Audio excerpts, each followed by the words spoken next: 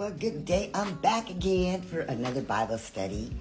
Do my devotionals, and today, this day, I'm Alice or Allie.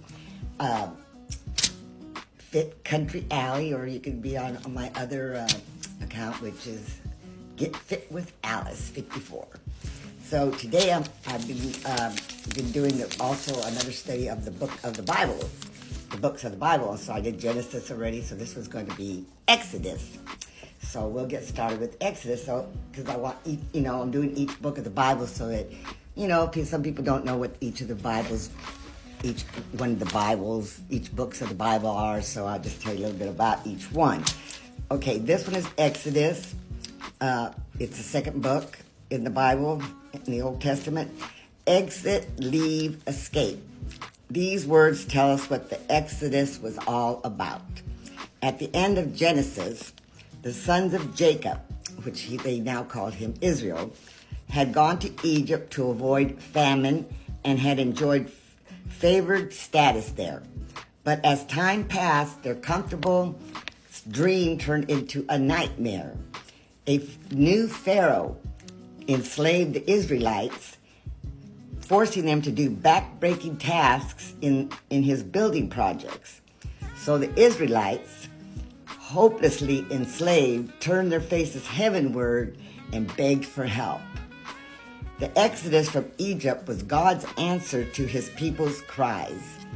He acted by calling a man named Moses, an ordinary man, to lead his people out of bondage to a new life. Moses had already made an exodus from Egypt, fleeing for his life after murdering an Egyptian. God found him in the wilderness near Mount Sinai and called him to deliver his people. Moses was not exactly an eager leader.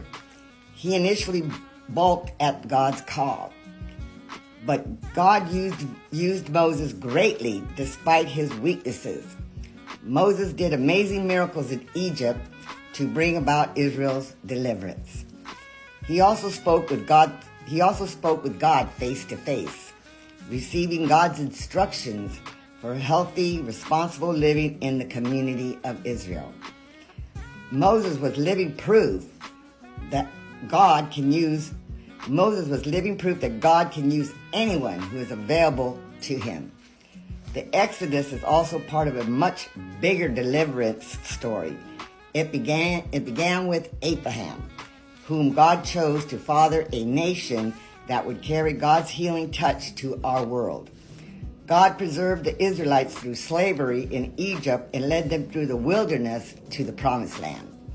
Centuries later, one of its descendants, Jesus, the Messiah, gave his life to deliver the human race from sin's destructive grip.